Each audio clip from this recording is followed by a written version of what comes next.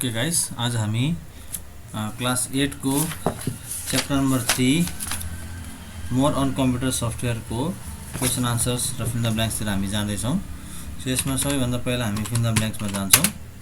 Feel the blanks मा छ computer software is a dash of dash which control the overall operations of the computer भन्ने छ।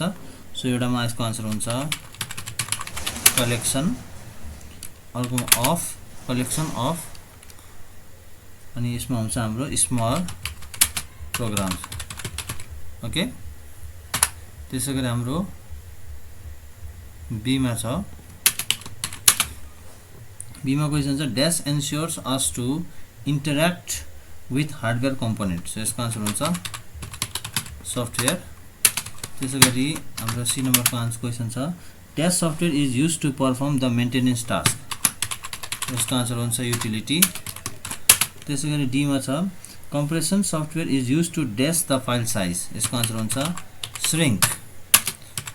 Okay, त्यसैगरी E number question छ dash application software is designed to meet the requirement of specific user group. यसको हुन्छ CUSTOMIZE customize. Okay, F number the software which meets the requirement of common user group is called dash dash software.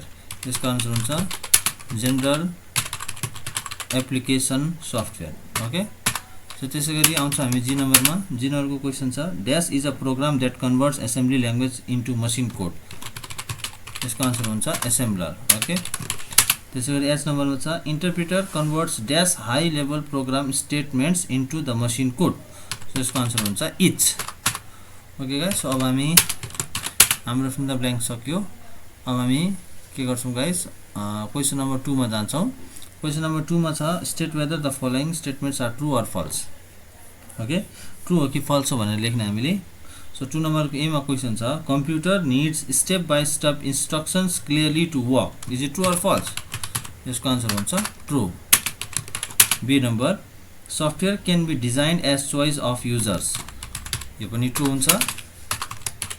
Okay, true को spelling wrong भयो guys, TRU true. Okay, so C number में हाम्रो software can be touched and felt. False, that is wrong. Okay, D number software makes multi functional machine two computer.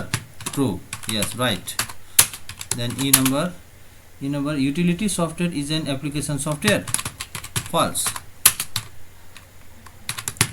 F number operating system is a kind of system software. True, that is right.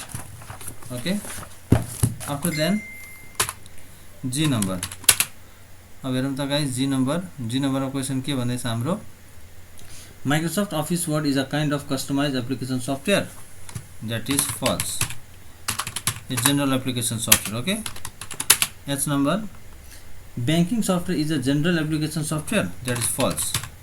That is customized software. Okay, so अब हामी question number 3 मा छौं guys. Answer the following question मा question 3 number के मा छ why is software called the soul of computer. So यसको answer हुन्छ हाम्रो SOFT software is called the soul of computer because it does not work. Software is called the soul of computer because it does not work without a software. Okay, त्यसैले हामीले के भन्छौं guys, computer को सफ्टवेयरलाई के भन्छौं, sole of the computer भन्छौं है, किनकि software छैन भने कम्प्युटरले काम गर्न सक्दैन। Okay, software is called the soul of computer because it does not work without a software. B number write any 4 features of software. Any 4 features of software are as follows. Okay, so सबभन्दा पहिला I number मा हामी के लेख्छौं त, सबभन्दा first features के हो त software cannot be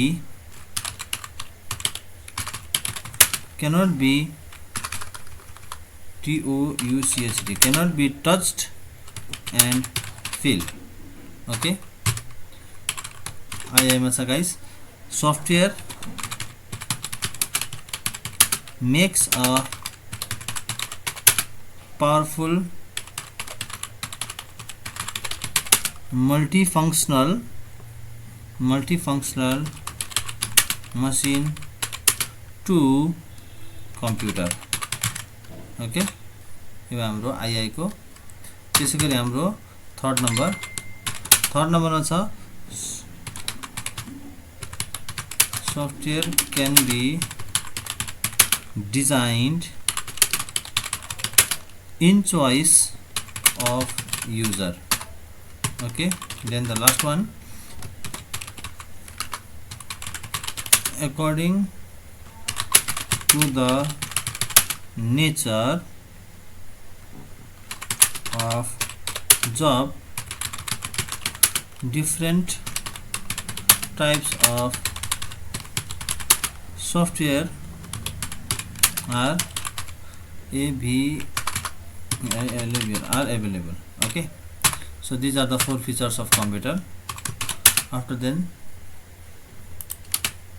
C number को question में के छ guys, what do you mean by system software? The software which operate the computer hardware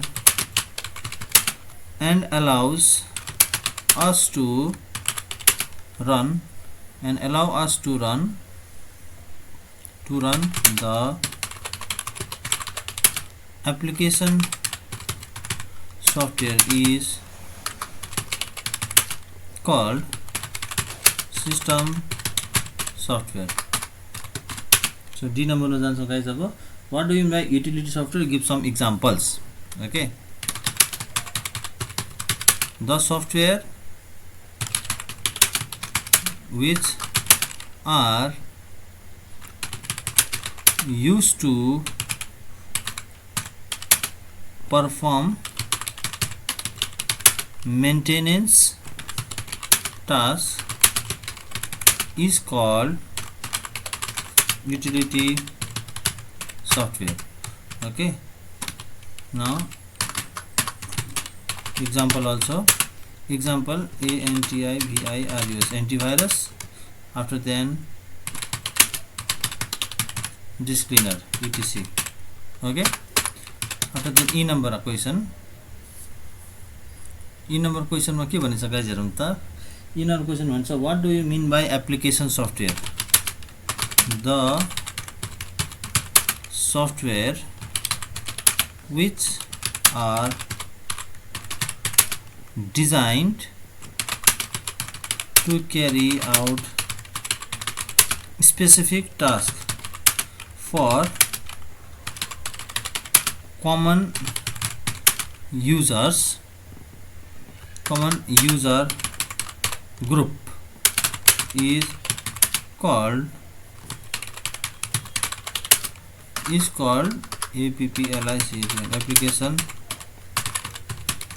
application software. Okay, now F number questions are guys, differentiate between general application software and customized application software. So यो answer को लागि guys हामीले सबैभन्दा पहिला के गर्नुपर्छ, एउटा table draw गर्नुपर्छ. ओके, ठीक छ गाइज, हामीले टेबल ड्रा गर्नुपर्छ. सबैले आफ्नो कपीमा यस्तो खालको टेबल ड्रा गर्ने. ओके, सो सबैभन्दा पहिला कलम हामी लेख्ने जनरल एप्लिकेसन सफ्टवेयर अनि अर्कोमा लेख्ने हामीले CSTOMI customize application software. Okay, so सबैभन्दा पहिला हामीले जनरल एप्लिकेसन सफ्टवेयरमा के लेख्छौं त, यसमा लेख्छौं पहिला general application software is a software WHICH which is designed to meet the needs of common users. Okay, अब अर्कोमा हामी के लेख्छौँ कस्टमाइज एप्लिकेसन सफ्टवेयरमा customize application software is a software which is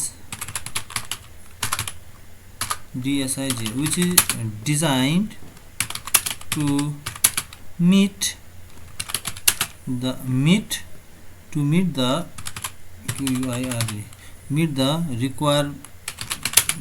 requirement of specific user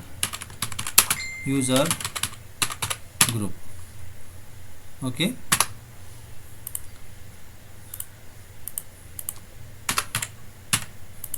after then 2 number के छ, it is general application software मा हुन्छ guys. It is used in schools, homes, shops, etc. Okay, हाम्रो customize application software हुन्छ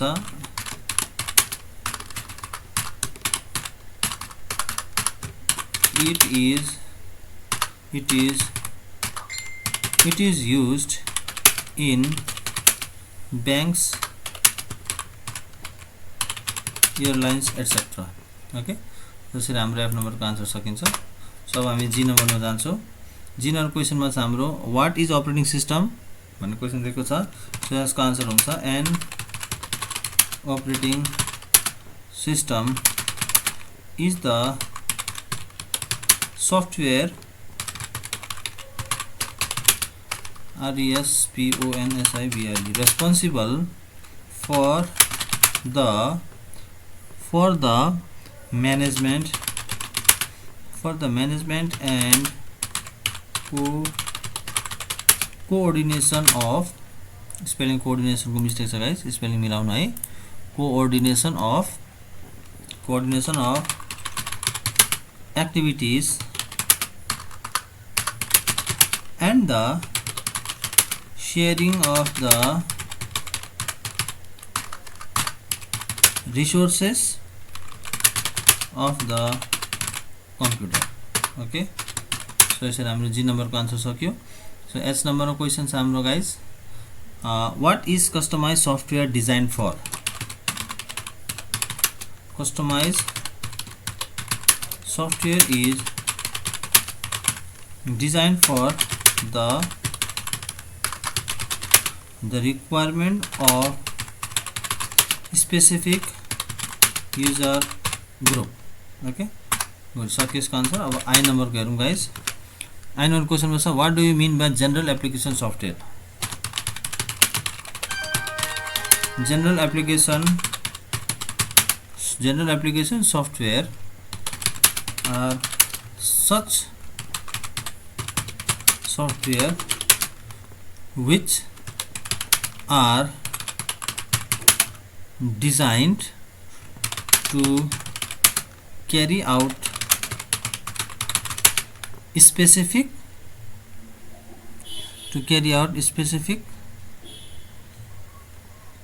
general application software are such software which designed sorry यसमा mistake भयो guys. General application software are software which are designed to meet the requirement of common user group. Okay, यसको answer हुन्छ I नम्बरको। त्यसपछि हामी जे नम्बरमा छौँ गाइस। जे नम्बर क्वेसनमा छ what do you mean by language translator. The software which is used to translate machine level language to other human readable language vice versa is called language translators. Okay, यसको answer छ the software which is used to translate machine level language to other human readable language vice versa is called language translators. Okay, so here our last question हाम्रो differentiate between compiler and interpreter.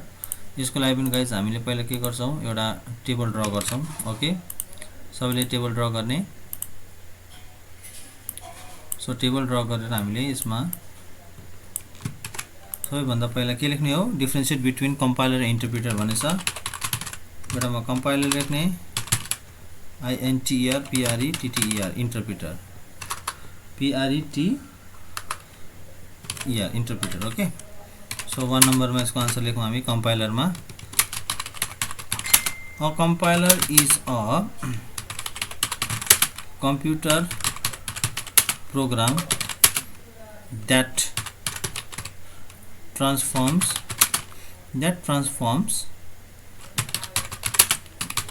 whole code written in a high level